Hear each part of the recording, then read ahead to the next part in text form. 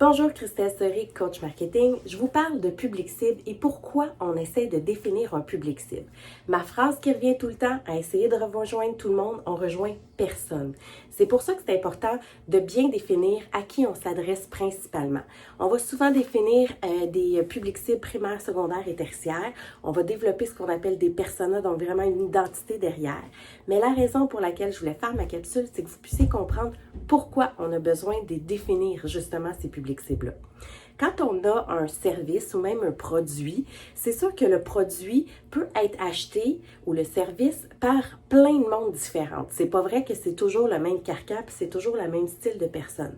Par contre, il y en a un public qui va sortir un peu plus, qui va être le consommateur qui va venir plus souvent vers vous.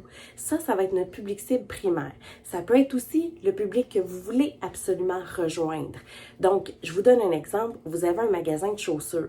Peut-être que vous allez vendre à des hommes, peut-être que vous allez vendre à des enfants, peut-être que vous allez vendre pour des mariages ou des éléments comme ça, mais reste que chaque catégorie de produits va atteindre un public cible premier.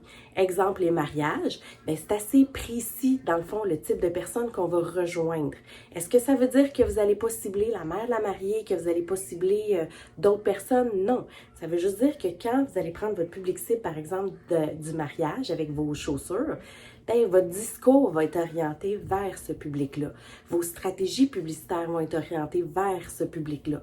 Plus on est précis dans notre discours envers le public qu'on veut rejoindre, plus on a de chances de converser.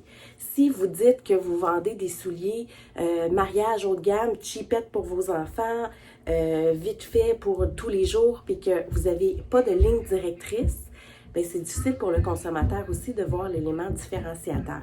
Bref, le public cible vous permet de mieux orienter votre produit, mais surtout de mieux orienter votre discours pour aller chercher le public que vous avez besoin.